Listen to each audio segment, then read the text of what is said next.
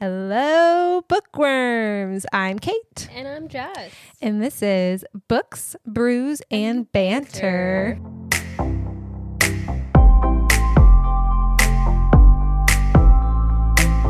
If you're new here, hi. Hello. We love to talk about all things books-ish. And on today's episode, welcome friends to Once Upon a Broken Heart. Whoop, whoop. And you've guessed it. Jax is back and Jess is hyped about it. We're so happy. Except now he's the main event. As he should be. And he's dragged a girl named Evangeline into a deal she does not fully understand. Welcome, friends, to the spinoff era. So on today's plot summary, Evelyn Fox is desperate to stop the boy she loves from marrying someone else. Sad, weepy face, kind of. If he's willing to marry someone else, move on, girlfriend. So she makes a deal with Jax. Oh boy. So she makes a deal with Jax, the Prince of Hearts, a fate who can kill anyone he kisses. Oh boy. Sorry, continue. Okay, we're gonna be a little slap happy today, and I'm sorry. I think it'll be make for a fun ride though. So Yeah, it will. Okay. It will. For sure. We're gonna be giggling a lot, and I'm sorry ahead of time. Continue. That's why they listen, right? Honestly, I hope so, because we do laugh a lot. True. If you're here for somber, it's not us. Sorry. So Not here's really. Sorry, continue. I just stop interrupting you. So here's the deal. For Jax, the deal with him and Evelyn was that he gets to have 3 kisses on people of Jax choosing in exchange for his help. Seems manageable. It's not manageable. Not even close. Evelyn ends up at the royal court of magnificent North, surrounded by secrets, political scheming, and a prince with a dangerous connection to an old prophecy. Ooh, we love a prophecy. At least I do. We love a prophecy. You're right. I'm here for it. This book is all set up in atmosphere. Stephanie Garber is world building a brand new corner of this universe and a slow burn. We love I love a slow burn. I'm here for it. always between Evelyn and Jax starts up here. So buckle up, Buttercup. Buckle up, buttercup. That's all the singing I'm doing today, friends. So sorry, and you're welcome. It's not. She'll keep singing. Don't you worry. And we have up first for our main character breakdown is Evangeline Fox. And that last name Fox will be carrying a lot of weight. So just keep that in the back of your mind. She is our new protagonist. She's a hopeless romantic or helpless romantic. Who knows? Believes in love as a force of nature, and she's dangerously trusting. Honestly, there is another episode we recorded. Maybe you've already listened to it. I don't know. But where I said that there was another character who is a little bit naive when it comes to trusting other people. And this is her. But I love her to death. Don't get me wrong. She kind of gives you the vibe of like classic fairy tale princess, but she's not a princess, but like becomes a princess. Spoiler alert. I don't know. But I will say that that's one of the things that really was hard for me as a character. You like slowly watch her trusting kind of deplenish over time. But Jess had a really good note here on Evangeline. She says how she's so different from both Scarlett and Tella from the Caraval series that we just covered.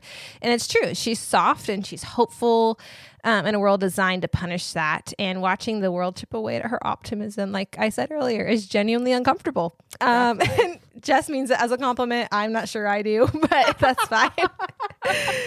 Oh man, Such is life sometimes, man. But she does genuinely see the good in everyone, which is what makes her dynamic between Jax and her so addicting. Like when I was reading this book, that's what kept me reading. I'm like, there's no way that you could actually see the good in this guy. Like clearly he's a fate. Clearly he doesn't mean well. I see the good in him. Jess is already defensive. Buckle up, friends. But I was like, you're rooting for them, but also, girl, can you not see he's a little more bad boy than you signed up for? That's Evangeline in a nutshell, in my personal opinion. Love is blind. All right. Like the TV show or like reality? I don't Both. Know. And then you take off the glasses and you're like, oh. Sometimes. In bad love. Not good love. Good Oh love's boy. fine. Time Anyway. will tell what this actually ends up being. Here we go. So our next character is Jax. How did we know? Because of my enthusiasm. I'm here for it. He is the Prince of Hearts, and he has mine. Preach it, girl. Preach. If you didn't know that from our Caravel series, clearly this is where it all started, friends, just so we're aware. Surprise. I like Jax. He is a fate. He is morally gray chaos, and we love it. And he's obsessed with a prophecy involving a girl with rose gold hair. Mm-hmm. Interesting. Who could that be? I do not know. Just so we know, it is Evangeline. That she is described as that. Continue. True. She is correct. So I just realized I didn't really give like a character description of her. So yeah, rose gold hair, cute little girl. I think she's like 18 in this. Is she? I can't remember. think so. She's like in Broken heart. The huge. Cute title of the book. Anyway, sorry. Continue. So Jax in the Caravel series was a bit of a 911 character. He technically still could be here. However, Time will there tell. are cracks in that man's armor now. There were before too. And we are staring at them directly. Mm-hmm. He's doing something with his feelings right now, and it's gonna destroy us. And I hope it destroys you Wow. in a good way, like in a book way. That did sound bad. I'm not gonna lie. I'm kind of here for it. It's kind of fun. So Tell me when you read a book, you don't love the books the most that destroy you. That's fair. Yeah. If I had to recommend a book, it's usually one that I've at least cried over. Exactly. So I'm vibing with that. That's fair. why I want it to destroy you, because it'll be your favorite. Like, I don't know. Don't listen to me. Actually do, but it's fine. please send out. I put a note here for Jax's character because Jess put in her notes that he's 911 in the Caravel series. But I put, wait, are we saying that he upgraded to a code orange instead of a code red? Heck yes. And we're here for it. Because honestly, this is the we remember the end of Jax's story in Caravel. He is, heartbroken that, Donatello was supposed to be his one true love, at least according to the disappears because he's brokenhearted. According to the prophecy or whatever. And so now we start off here and it's like, this is really the beginning of the end for him, but in a good way, hopefully, maybe, possibly. So. All right, next up we have Apollo. He is the charming prince, love interest adjacent. Not what he appears at all. Nope. Spoiler alert. Apollo seems like the obvious choice, and that is very obviously the point. Garber is setting it up to misdirect you, and you can absolutely feel it. 100%. He's compelling anyway, which makes it everything even more complicated, because you're just like, is he good? Is he bad? Is he good? Is he bad? Right. Will I end up liking him? Will I end up hating him? Right. Is he trying? Is he not? Is he trying to misdirect me? Right. Is he intentionally being this nice just to be mean later? Yeah, it's like what we did in Caravel. So it's a plate of chaos spaghetti, man. yes, and I put that the way that I was silently rooting for this guy until the end of his book in the mausoleum scene with Jax, if you know what I'm talking about, then you know. That will ever have me questioning like who I should be rooting for, and that was the reason. But I will say what I really liked about Apollo was like kind of what you said, that he's like the classic charming prince, so you kind of want to root for him, which is probably why I was. But you could always tell in every scene with him that something's off, and so you're like, dang. Your gut and intuition, like even though like logic from the book says like, oh yeah, good man, good prince, love that, Great cheers, match. cheers. Yeah, like your gut the entire time though is like, well, even you? Evangeline like wants to be with him, but she's like, clearly there's something off here. Yeah. So it's good. She writes it very well, but we're not surprised. We're a big fan of Stephanie, so for sure. All right. Wait, hold on. I will say we didn't talk about. Well, I guess he's not really a main character, so that's fair. I was going to say Luke, but he sets off the premise of the story. Like he and Evangeline were together. Oh, But he's not really a main character. He's really more of a side character, so that's fair. But he just sets off the premise of the book. Yeah, you want to talk on him a little bit? Yeah, just side note that when you're opening up in this story, it's from Angeline's POV. It's the man who broke her heart. Yes, and something Stephanie does really good, does really well, which we'll talk about later on in this episode. But she starts off in a new character's POV, which makes this whole trilogy feel very fresh and very new. But because of that, she's setting up Evangeline's point of view. And part of what happened with Evangeline is that she was dating this guy named Luke. She desperately was in love with him. He decided to break her heart and go and get engaged to her sister, technically her stepsister. Brutal. It is brutal. And so Evangeline, obviously heartbroken, doesn't understand that this is real and believes that something's happened to Luke. You'll find out later if that's true or not, in order to break her heart. And so she goes to make a deal with Jax, like we said in the plot summary. So that's what is the premise of this book. That's what it opens up as. So he is kind of a side character, but he also is the reason this whole thing kind of set off in motion in the first place, because she wouldn't have met Jax if it wasn't for the fact that... If it wasn't for another broken heart. Right. And I will say, too, when we were reading Caraval, because Jess and I read... Once Upon a Broken Heart first, which is technically the spinoff series of Caraval. So really we should have read it after, but whatever. Whoops.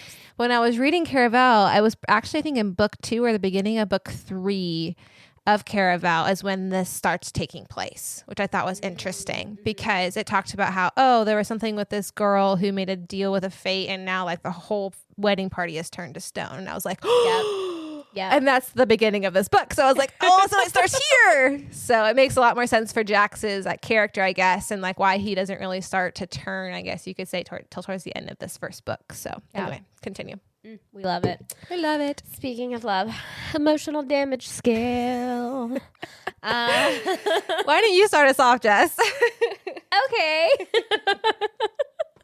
I had it listed as a solid 8. The moment that hit the hardest, in my opinion, is when Evangeline realizes the full weight of the deal she made. Yeah. Because in the moment she's like, "Oh yeah, this is nothing. Not a big deal. It'll be fine." We'll And then pay the price. Yeah, and then she's like, "Oh, I'm killing people. Oops, murder."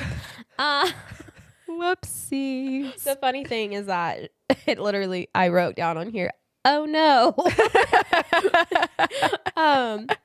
Not in a dramatic reveal way, but in a quiet sinking "oh no" way. Right. Is how like it all just continues on in her head, because she starts out so frilly about it. Absolutely. And then she's like, "Oh shoot." She's like, "Yes, I'll do anything," in this very dramatic, like save them all kind of in her head kind of way. And I made a note that said, "Yes," and we label that impending doom. And Stephanie meant it because it's so true. Oh, absolutely. It's almost like she realized, there's a moment where I forget how Stephanie worded it, but there's a moment where she realized that she's like, "Oh crap, I'm killing people and I'm not okay with this." Yeah. I think it really was like that moment of like, "I'll do anything for love." Right. And then she's like, "I won't do anything for love." I shouldn't do anything for love. Like as it goes on. Exactly. Yeah. And what surprised me with it is that like how much you really care about Evelyn so fast. Even though like she seems like just that hopeful little girl. Yeah, almost. she does. Like you still do like deeply care immediately for her. It's almost like because she's so naive that makes your heart go, "Oh." Like I kind of love that, the fact that you're so naive, like this is going to hurt you later on, but like you kind of want to help protect her. So it's like you kind of put her in your back pocket. Like, I want to protect you. I really love your outlook on that. Because I feel like when I read that, usually I'm sitting there like, "You are naive, girl. Open your eyes a little bit." Like you do want to protect them, but at the same time, I'm like, "Homie, it's obvious. Are you for real right now?" Well, that was one of the reasons why, again, like when I was reading this book, it was really frustrating to read her in that way. But I'm saying, I think one of the reasons why I was connected to her, why she draws you in, is because of that too. Like it's like you're looking at a little child. Yeah, that's true. Like, I kind of care for you. But I agree. She's older, so she should know better. Yeah, that's my thing. I get it. Like for me, Garber really gave her a specific flavor of stubborn hope. That is completely her own. Yeah. But honestly, true. like I guess it sounds contradictory to what I just said, but that part, the stubbornness, Yes. and the stubborn, like, nah, I'm gonna do this. I'm gonna make it work. I will come out on the other side, no matter what it is. How I come out, I'm coming out of it. Yeah, that's the part for me that I was like, all right, I get you, girl. Like, yeah, I get you, girl. All right. Okay, so I'll say from my emotional damage scale, I'll actually give this a 7. Maybe 6.5. No, I think it'd be a solid 7. And the reason is because I do think you can kind of see, even this is the first series that we read from Stephanie Garber. Jess is glaring at me. It's fine. I'm not glaring. I'm looking, waiting, watching. Trying to understand why I would give this anything less than 8. The reason is because when I read Jax, at least when I read it on my first go around, I got the vibe from the very first scene with him and Evangeline that he is definitely a little more evil than he is good. And this is the first series we read from Stephanie Garber. So we didn't know anything about Jax going into this book. Jess and I didn't. So we didn't read Caraval. But I still got the vibe that he's a little more evil than he is good. And so I wasn't super surprised by the ending. Did it still wrench my heart out? Yes, which is why it gets a 7. But for me, I wasn't entirely surprised, which is why I also gave it a 7 and not a full 8 or above. What does it say about me that I noticed too, yet I still loved it? I know. It's almost like you're here for the torture. What does that say? That sounds like trauma. But she's like, get away from me. Don't say that. You're not wrong. I'm here for it, though. It is what it is. Mm-hmm. Did I ugly cry on this one? No, I did not. Emotional, sure. Did I cry? No. Mm-hmm. But that was when there was a moment with Jax near the end that made us all just sit still for a minute. He did something that looked like kindness, and we were not prepared for that for him, while others weren't. But it's fine. Looking at you, Caitlin. It's fine. I knew the second it happened, something was off. I was like, I'm supposed to feel things, but I don't. There's 2 more books. There's no way. Meanwhile, I'm like, maybe it'll have a character arc. Right. Maybe it's right here. I put kindness. No way. It had to be a trick, right? Right. Anyway. All right. Our next section is date 'em or call 911. I love the fact that you put Evangeline on this list. I don't know why I'm still surprised by that. Literally. It's fine. I'm dying. It's episode 5 or 6, yeah, and I'm still literally surprised. Everyone since we've added this, Caitlin goes, you added them to that list? How interesting. I love that for us. You would think after 10 years I wouldn't shock her anymore. I know. Here we are. I do. And I love that. So speaking of Evangeline, she's our first character on Date 'em or Call 911. I'd agree on date. You put date, and I agree with that. Yeah, she's loyal. She's brave in a way that's not flashy. She genuinely believes in people. Mm-hmm. She has hope. She has hope. She has hope. Jess and I both like way back when. Do you remember those days? Because I sure don't. Jokes. We kid, kind of. Are we though? I'm already crying laughing. Sorry, friends. Oh, we love that. But I mean, date her. She's gonna get her heart broken repeatedly in this series, but we're gonna root for her anyways. Yeah, you gotta root for the brokenhearted. Yeah. So I think she's dateable simply because she's loyal and she's brave and she genuinely believes in people. That makes a great partner. It really does. Absolutely. If you're to date her right now, you're good. There's no trauma yet, except for, her parents passing. But besides that, it's like, aw. Besides that, it's like, she's a good partner.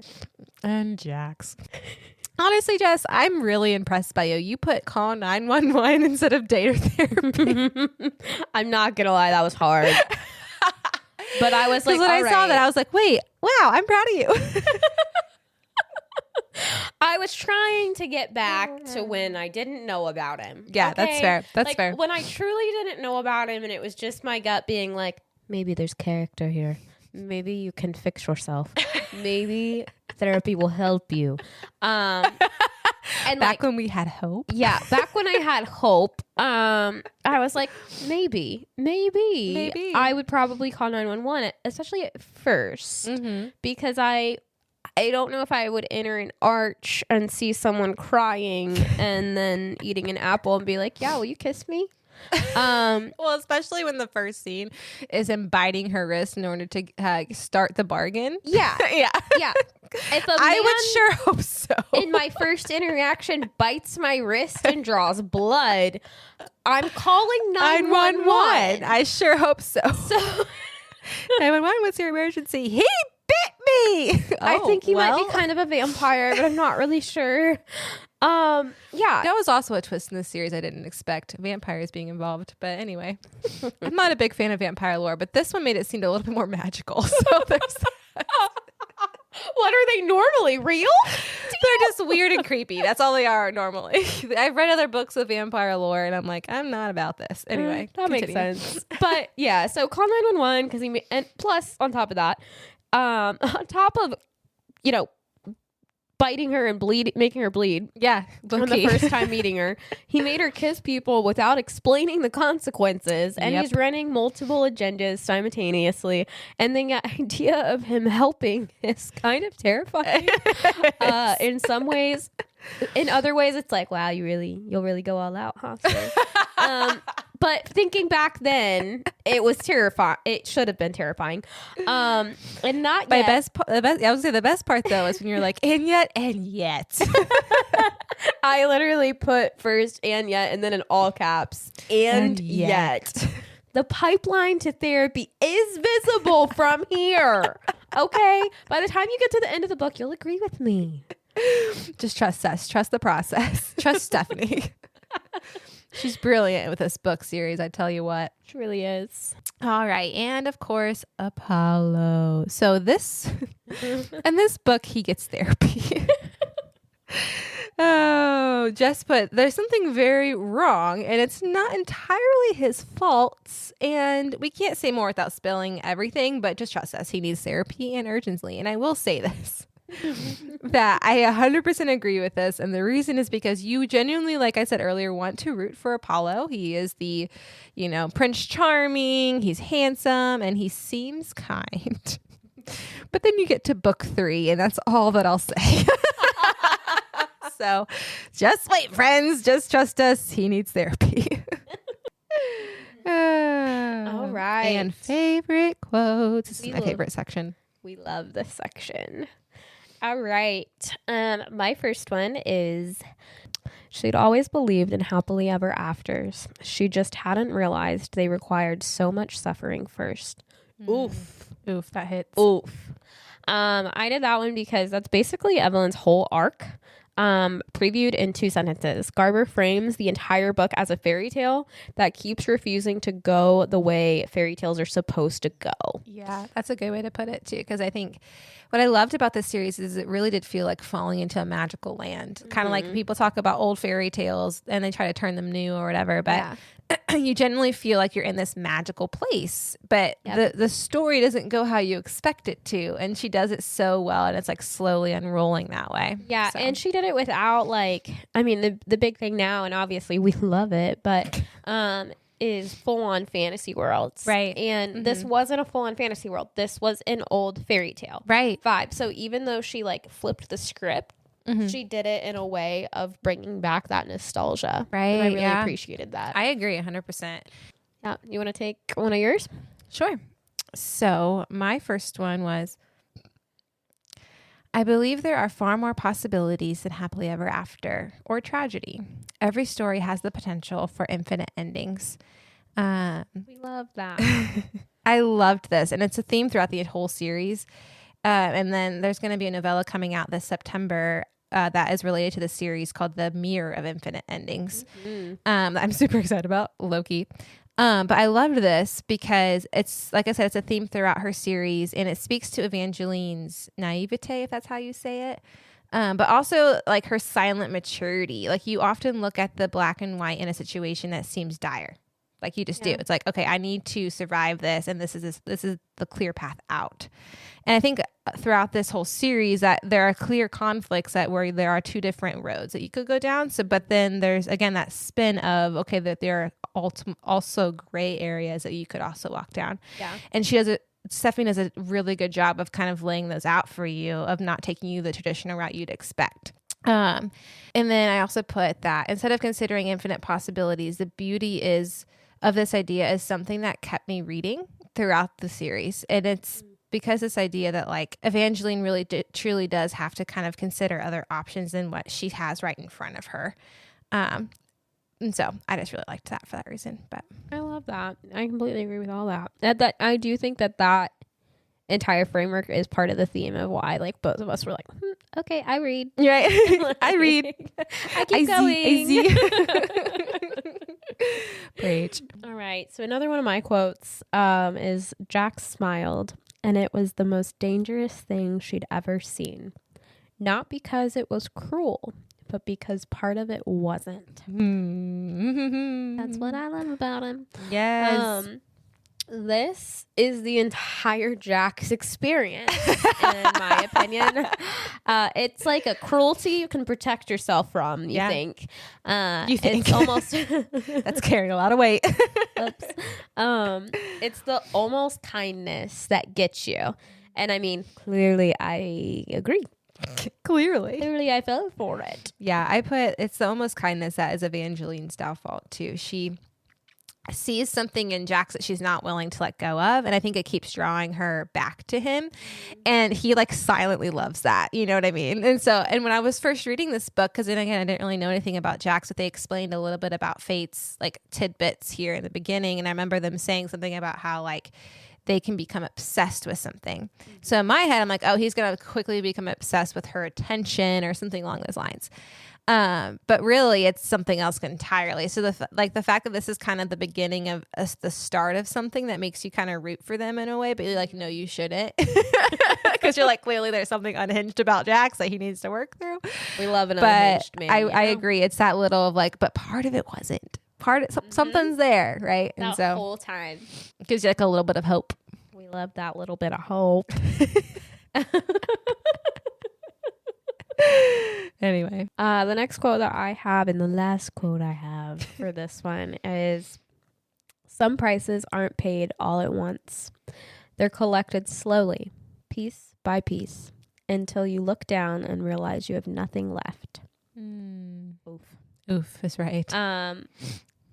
In that, like, I feel like Garber was really doing something thematically with the cost of wanting things. And that it runs through her whole books, like all of her books, in my opinion. Yeah. Like, it's not just this one, but even in Caraval too, it always is like everybody, and it's the theme of life, really. Like, everyone's always chasing more, you're always wanting more, you're always doing more, but are you realizing what it's costing you? Right. And like in real life, obviously that's how people get into debt and lose everything, right? But in the books, that's also how they lose themselves, right? Is constantly giving pieces of themselves to magic, or giving pieces of themselves to get what they think is what they need in the end, or what they want. But it turns out to just be what they want, and something that really there's something better and they're not realizing it. Right. Yeah. And I love the way this is worded too. It says they're collected slowly, piece by piece, until you look down and realize that there's nothing left. Because I think that is so true of like what you said in an analogy of life. Like, we were so willing to give things up here, give things up there, feeling like they're small sacrifices. Yes.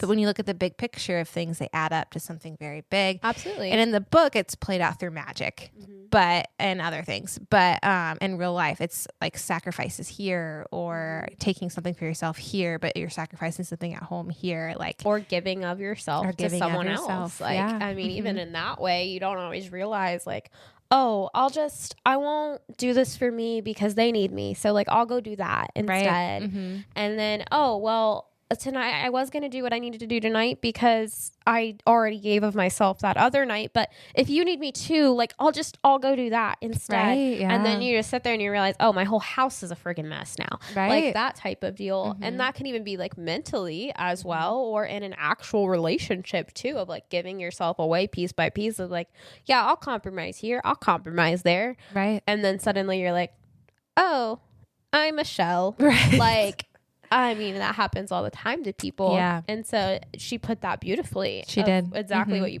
said of like, until you look down and you realize you have nothing left, because you don't realize it in the moment. Right. It's only a hindsight 2020 thing. It is. It's a big picture thing. And something, because I do see that in all of her books that we've read, even Alchemy of Secrets, it's here in small ways.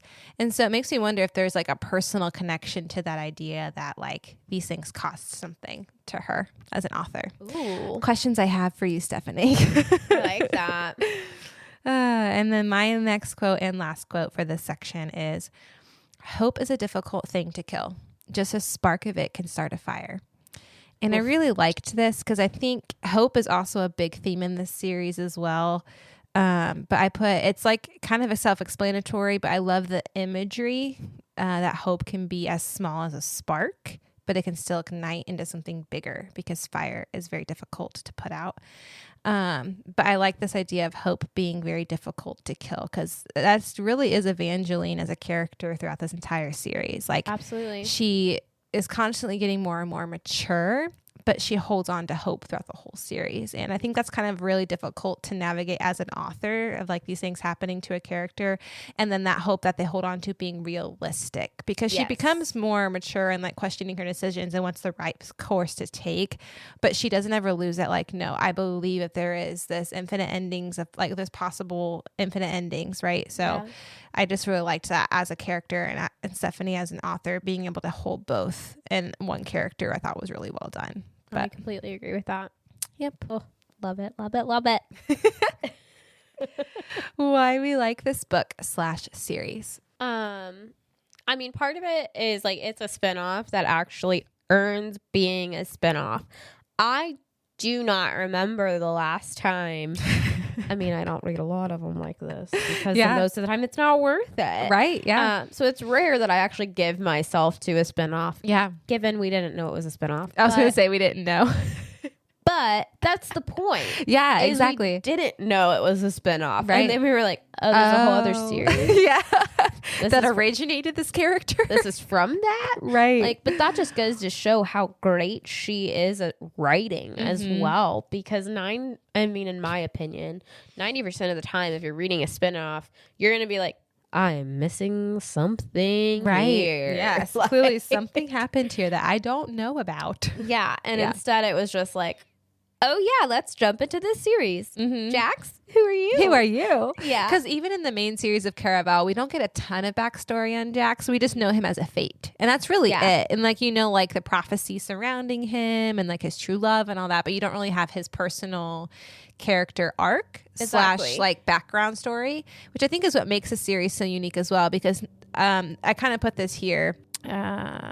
But so often spinoffs are, like you said, a far cry from what made you love the original series. And I think in that way, we kind of had a benefit of reading this first and then Caraval. But Stephanie almost like outdoes herself with this, I feel like, because it's a favorite among so many for a good reason. Like, you understand so much more of Jax, but you also understand like why he needed his own character arc in a way. Because like so many of the fates we don't learn about, some of them are brought into this story. But I also think that like the way the world is written, Stephanie does such a good job of separating it from Caraval. Like, it doesn't feel like, because I feel like Caraval felt like a carnival in a way. Yeah. Of like this magical game. It takes you on a ride. There's magic and it's fun. You're dropped into a story, but the Magnificent North feels like completely separate from that. Like, it's its own magical kingdom in its own right, but it's still within the same world of Caraval. Yeah. So the way that she makes it its own with connecting to the story through a couple of characters is really, really well done. But I will say, like, that's why I think it sets it apart. But why I love it so much is that it really feels like the magic is almost its own type. It almost feels separate from Caraval as well, because it's not surrounded by legend or Caraval or even really the fates. It's really surrounded by this prophecy and Evangeline's issue with, unlocking doors with her blood and like just things like that. It feels very separate, and she does such a good job of creating the storyline that draws you in, that doesn't feel like a copycat. And I think that's why I've also never really read a lot of spinoffs, if any, before this, if I'm honest, because they always feel like, okay, I'm going to take this character that you love and take them for a ride, but it's short-lived and it's like a similar conflict to the main story or connected to it somehow, but this is completely separate, and I liked that about it. Yeah. Or it's just like drawn out. Too, of like There was no need for this. You gave me nothing. You gave me no backstory, no Yeah. extra fun. Yeah. No, I completely agree with all of that. Who we would recommend this to? Who would we have read this series? Well, I would say anyone. But also Caravel fans who have been waiting for the Jax book. And that's really If you loved Jax, this is your story. Yeah, baby.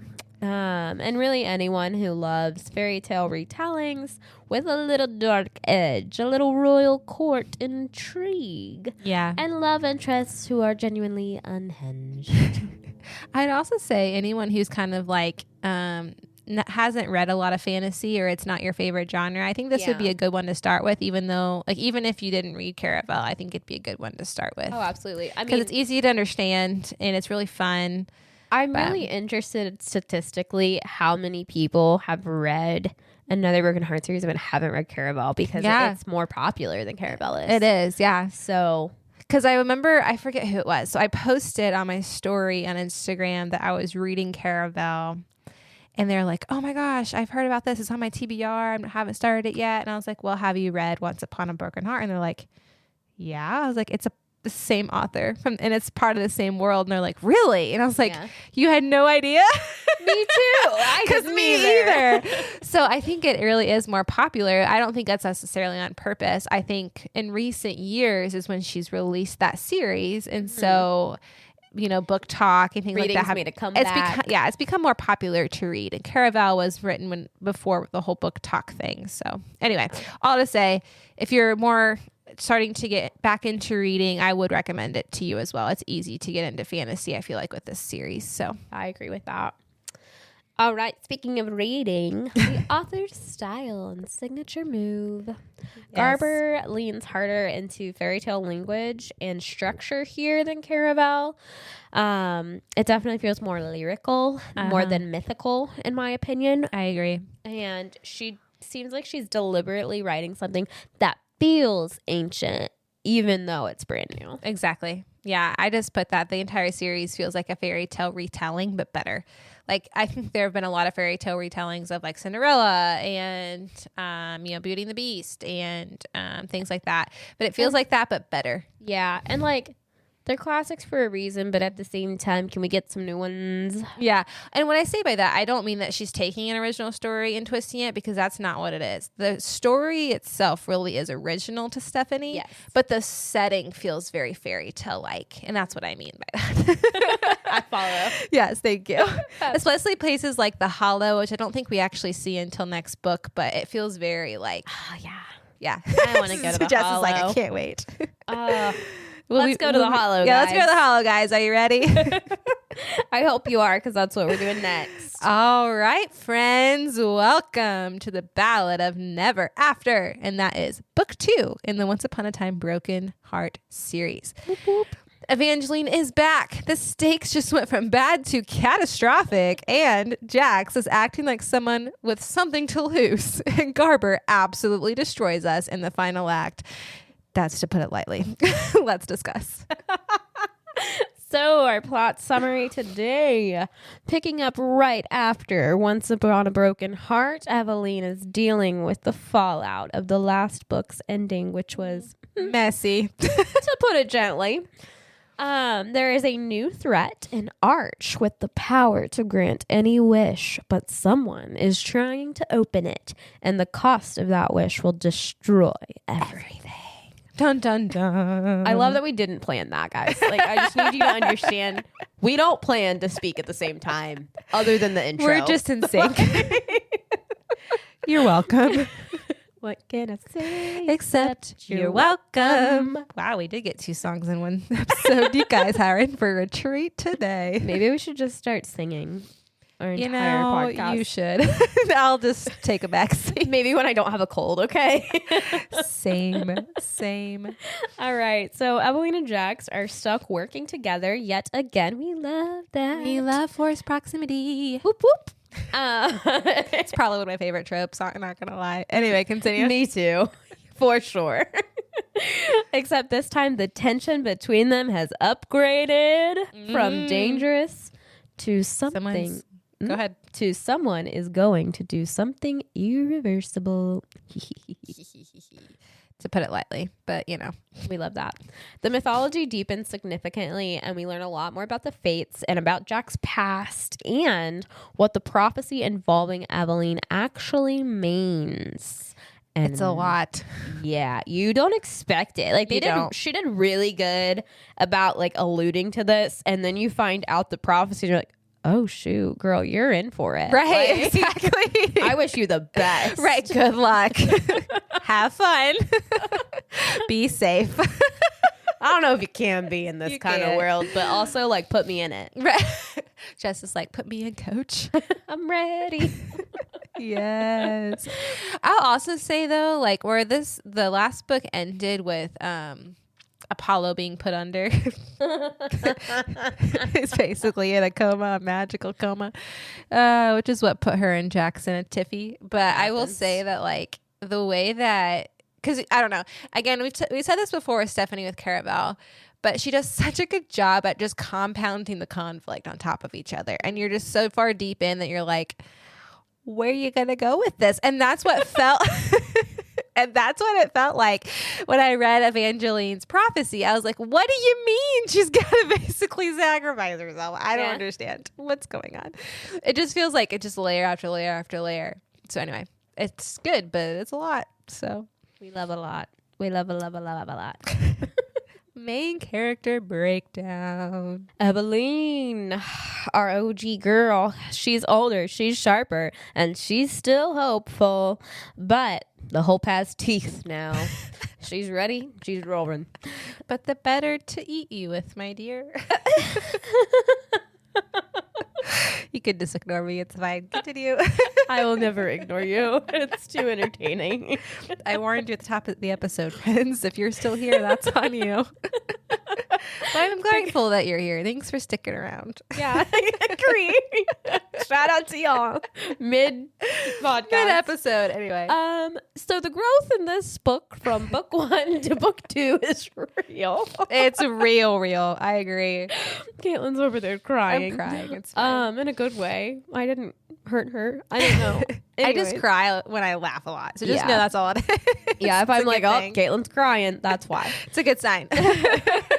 We're enjoying ourselves. Yes. Evangeline is no longer naive, but she also hasn't become cynical anymore, which is very hard to write, which is what you kind of pointed out last time. And quite frankly, I think that's just a rare trait anyways. Like, to go through a lot and actually still have hope. Like, yes. Good on you, man. Amen. Like, we love that. We love to see it, even if it doesn't happen all the time. But yeah, I put that Garber definitely helped Evangeline still have hope. And it's almost unnerving how well she allows both to exist in one character. I said that a little bit just earlier in this episode, but she does a really good job at writing both of those at the same time. The next character is Jax. Would you like to go? He's your favorite. Always talk about Jax. Jax in this one, he has reluctant feelings. But the fact that he has them. Yeah, he has Kudos feelings. To you. We love that. Prophecy Fulcrum. And he is doing the most to seem like he does not care. Which, buddy, it means you care. You have a heart, even though you shouldn't.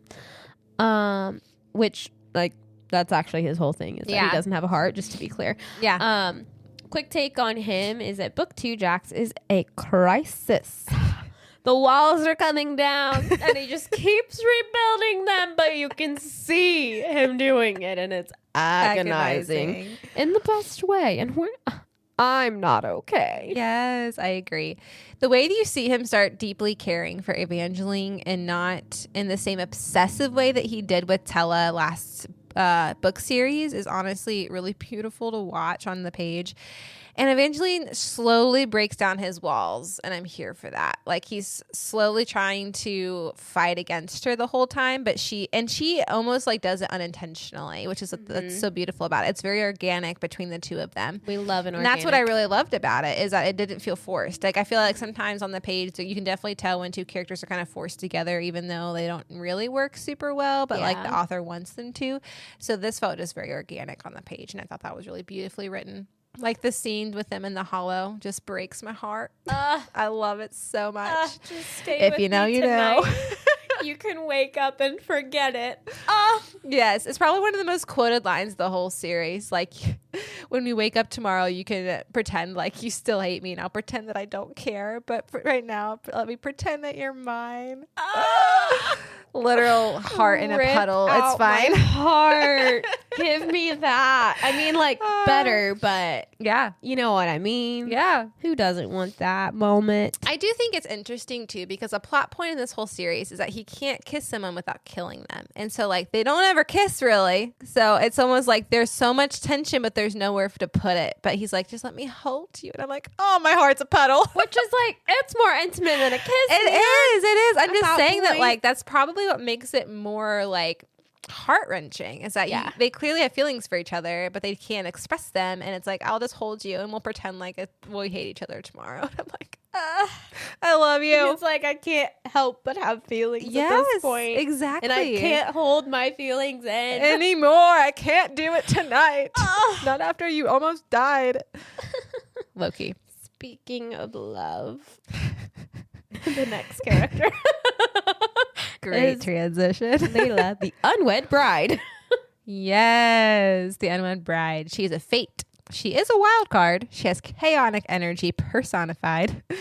And she's unexpectedly important. She's a welcome presence, and I 100% agree with that, because it was so nice to have another FMC.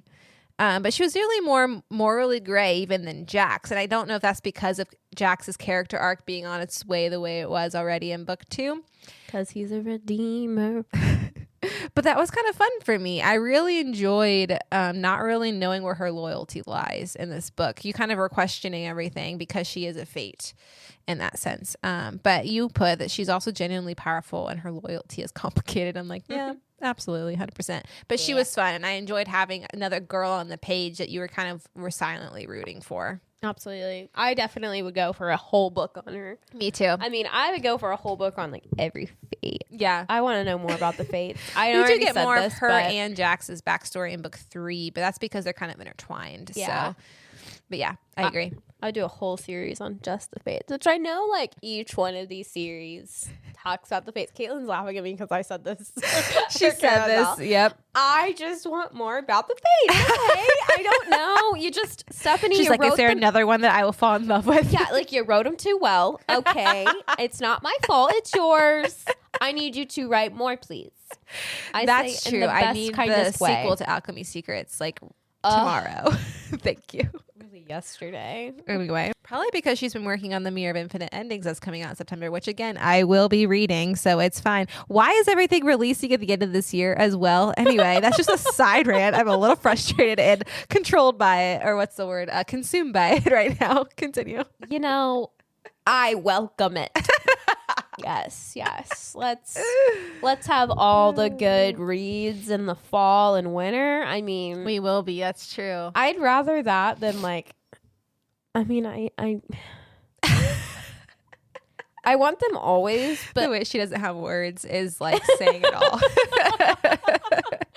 But really, though, I'm here for it. I want them always, but at the same time, like you give me some good reads in the fall and the winter, and ooh.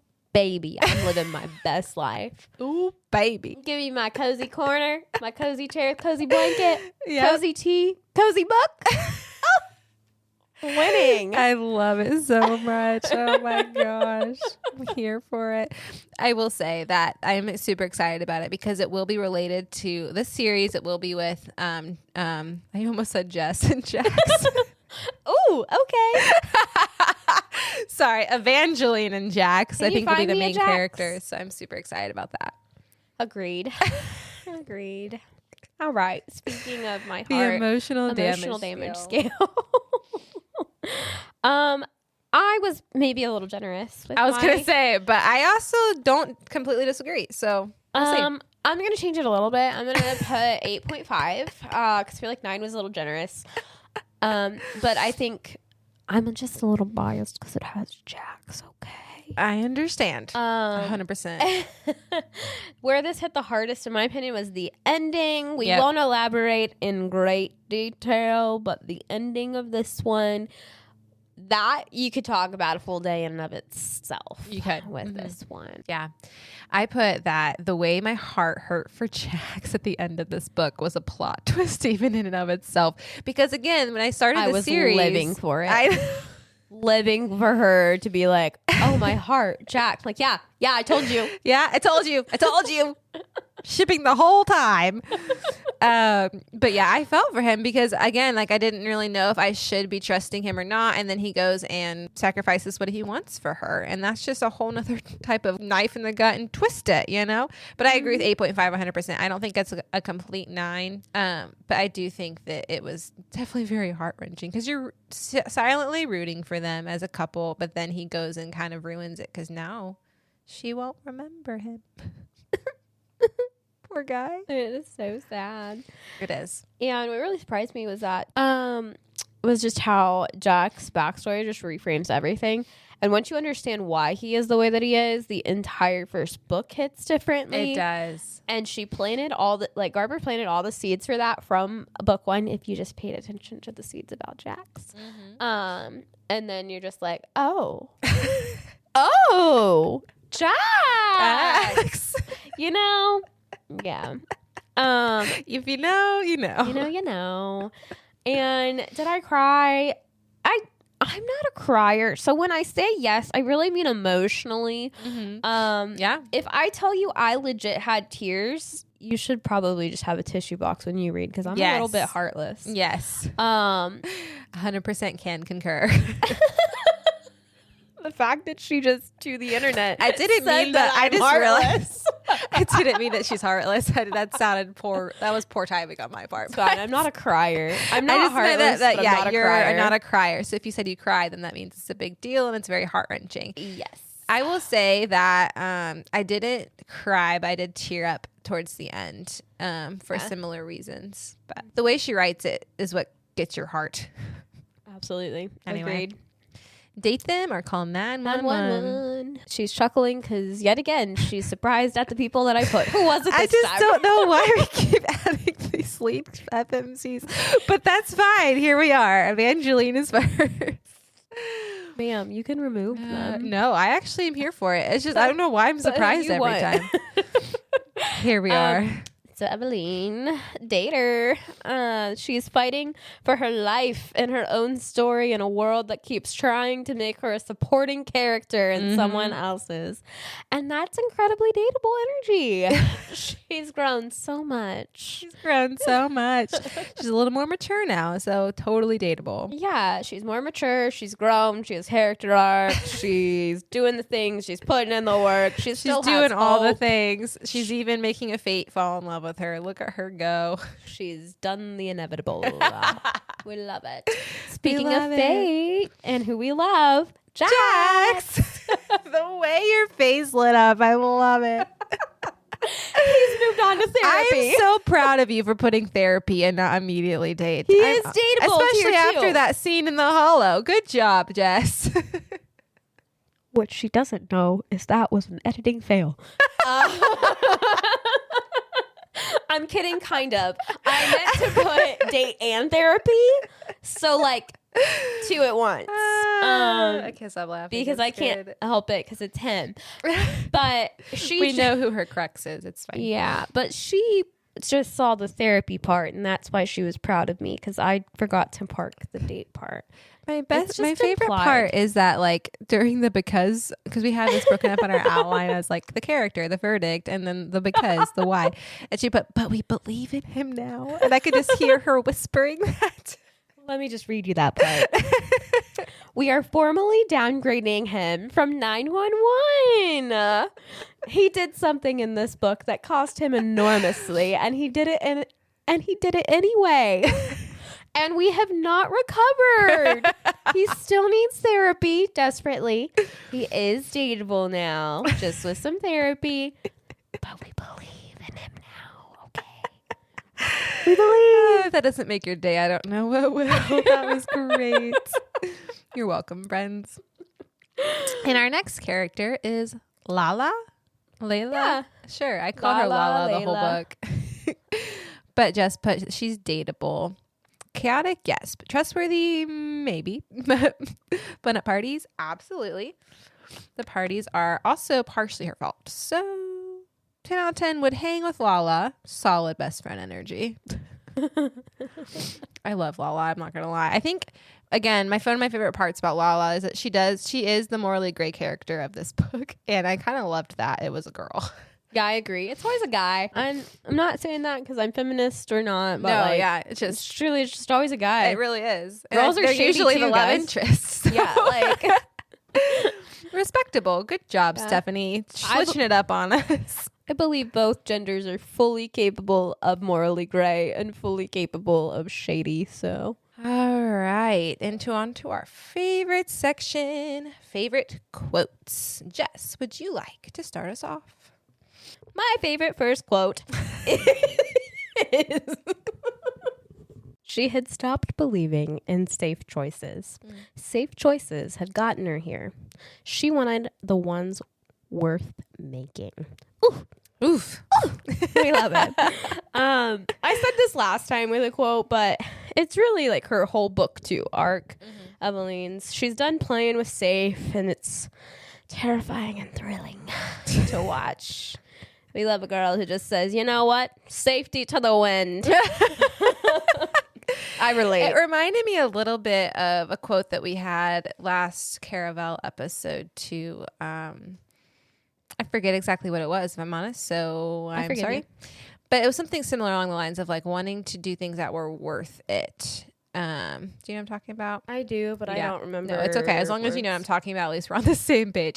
So I liked this because it was similar in the fact that like it's not that she's just for like any and all choices. She wants to make the ones that are worth making. So even if it's not safe, she'll make it as long as it's worth it in the end, which I think is a big character arc for her because in book one, she was so willing to do anything. And then she quickly learned, oh, there are some things maybe I shouldn't be willing to do. Maybe I shouldn't be willing to murder. But I'll do it if it's worth it in the end for those that I care about. So Yeah. that was cool. Love, love, love. Speaking of those that are worth it. Keep going. He looked at her the way people look at things they're trying to memorize before they lose them. Yeah. Tell me that didn't just rip your little heart out. It did. The way you played like Southern Mama in that moment. Rip your little heart out. We both know the more tired I get, the more an accent comes out, okay? I can't help it. Coming out now. No, I agree. That was a good one. Honestly, there were so many good like love quotes in this from Jackson Evangeline. It's so good. So I agree. I'll just go ahead and round out my three. Go ahead. But first of all, you have to read her note on this. Jax, we cannot. This is the line that broke us. He knows something we don't, and yet the devastation is baked into this sentence. I just love her drama. Okay, that's all. Bye. I'm a little dramatic. You can't see this, but she like put her hand up, like flicking something away, and I love it. Anyway, I'm a little dramatic in real life and definitely in filling out outlines, okay? I'm here for it, honestly. Makes my day. I'm so glad. Basically what happens is Caitlin will either type out an outline or I'll type out an outline and then the other goes in and adds notes. So I did for a couple and every time she's like, these outlines. It's so good. It's so good. I even texted her today. I was like, you're so good at these. Thank you. And I was so honored. And in my head, whenever you say that, I'm like, which part did she say that to? Right, because I don't know. I did a lot. I am a lot. Anyway. My last quote on here is, every story has a cost. The tragedy isn't paying it. The tragedy is not knowing what you're paying for until it's already gone. Preach. Too soon? No. Okay. But I do think that this is definitely book two summed up. So go ahead. So good. So your quotes, Caitlin. You have no notes on that? You don't want to say anything about it? I think I need to stop talking. You don't want to say why you liked it? Okay. Yeah. Sorry, friends. Like I said, it's going to be an entertaining episode. Basically, because the entire trilogy is about love as a sacrifice, and this line is where she just puts it very quite plainly but eloquently. Yeah, I agree. Yeah. And I think a lot of, like we said earlier, a lot of her writing, at least in the books we've read by her, have a lot to do with paying a cost for something, and love is one of them. And so I agree. All right. My first of 2 quotes that I had for this book is, winning at love was less about succeeding in a battle and more about continuing to fight, to choose the person you loved as the one you were willing to die for, over and over. Yes. I just put, I'm not crying, you're crying. Amen. But I think that's so true. I think we read a lot of like romanticy, even just, contemporary romance books. Nothing wrong with that. I'm just saying, I think a lot of themes around love is about dying for someone, giving up the world for them. I'll burn the world down for you. Yeah. And there's nothing wrong with that. It's incredibly romantic. But I also loved the idea that like really love is also about fighting for the other person, willing to sacrifice for them, dying over and over to yourself. Like being a married woman myself, I completely agree with that. Like I love my husband more than anything. But part of making our relationship work means like dying to myself and sacrificing things in our relationship. And he does the same for me. It's not just one or the other. It's both all in 100% all the time. Absolutely. So I really love the way that was written, because I was like, this is somebody who has to be married or has at least experienced like what that really means. Because it's true. Like if you want a successful love story, it's sacrificing what you need to make it work. And I loved that. So as a non-married woman, I completely agree with all of that. And that's exactly how I would even describe love. Like I'm gonna go on a little tangent. Okay, like I always hear, especially from single people and growing up, and even in some relationships, like people just have this fairy tale idealistic thought process of love and of dating and of marriage and all of that. And it has always irritated me. Yeah, absolutely. And like I grew up with my grandparents taking me to marriage conferences with them and marriage classes. So maybe that's part of like what shaped me with it. Yeah, like you had like the wisdom before your years. Yeah. What can I say? She's like flipping her hair back, Hey. But yeah, like I will never forget one time somebody like legitimately being like, well, it should just be easy about love. And it took everything in me not to flip in that moment and be like, that's not how that works. Like love is choosing that person. Love is fighting for that person. Love is going time and time again, putting yourself after them. I mean, putting yourself down so that you can lift them up, and them doing the same for you. It is not, there's our parts that are easy. I understand that. However, it's the moments that you don't want to do something for them that you choose to do it for them anyway, right? Like, and so hearing somebody say that, and that they, I could go on for a whole little tangent, absolutely, with that, like, but it's always driven me nuts. And I think it was in Heartless Hunter that there was a moment that he was like, you're running away instead of fighting for this. Yeah. And that's not choosing this. Maybe we should do that next. Yeah, maybe we should. But in that moment, like I read that and I was just like, yes, yell it out to the world. Yes. And that's what I think, like, that's why I think this is written so well, because it says winning at love is less about succeeding in a battle, but more about being willing to die over and over it. Because I think that's true. Like, I think it's really easy to, again, I think we grew up on a lot of Disney movies where it's like happily ever after. And there's nothing wrong with that. I'm not saying there's anything wrong with those pretty pictures, because again, they're entertaining and they pull at your heartstrings and make you want something bigger than yourself. And there are moments of that in a relationship and in a marriage. Well, and I also think that like there's truth to, like, people always talk about in marriage, like the honeymoon phase, like you feel those things, but it's not always about the feeling, right? And so it's like the feeling's there, but that's why you fight for it. Choosing. Right. Yes. So I just liked that, because I think she worded it so beautifully. Like, absolutely, you have these big feelings that are real, but you need to be willing to fight for it. It's not always going to feel that way. That it's actually the easy way out, walking away. Right, exactly. Fighting for it shows you actually love care. it. Yes. I love that. And then my second quote was, ever since coming here, Jax no longer felt like her enemy. He felt like her home. And I just wrote, I needed a second tissue box after this scene. Yeah, that is all.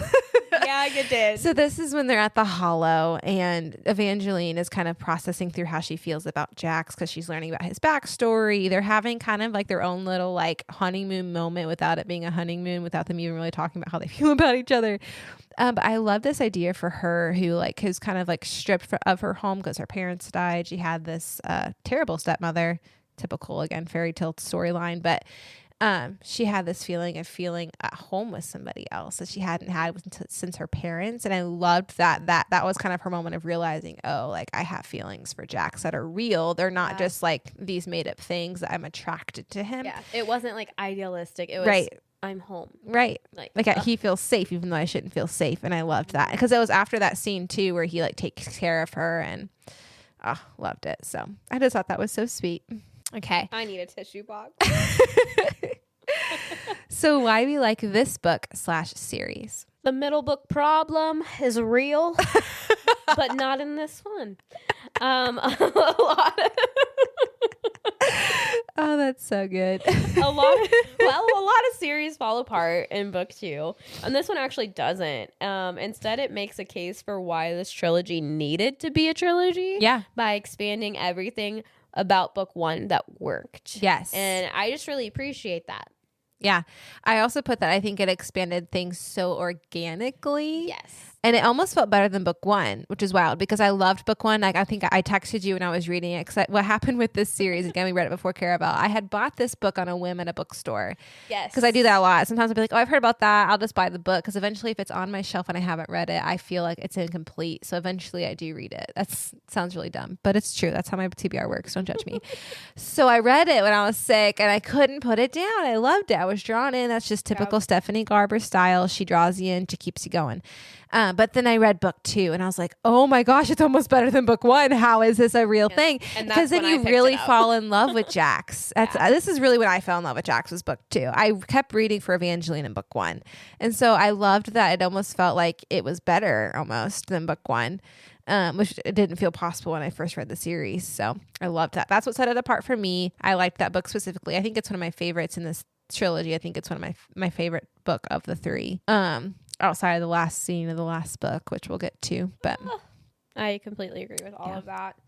I would say we'd recommend it to anyone same thing as last time. If you read Caraval, read it. If you read the first book of the series, read it. Don't just jump into this book, please. Please don't. You'll be so confused.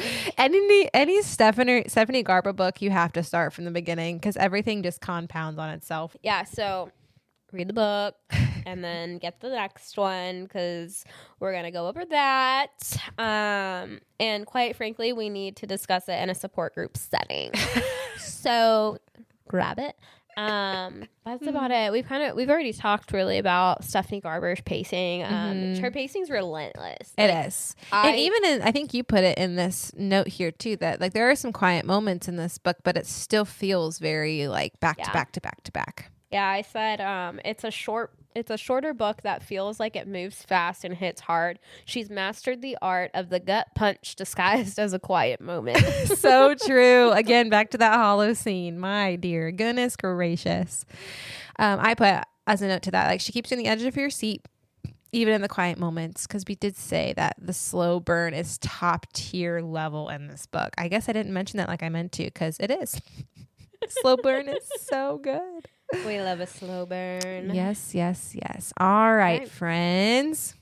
Should you read the next book? The next book is A Curse for True Love. It is the finale. And as I said earlier, we need to discuss it in a support group setting. So I'm going to need you to go ahead and listen to our next podcast episode on it. So hop right on over. This has been Books, Brews, and Banter. I'm Kate. And I'm Jess. Bye, friends. Bye.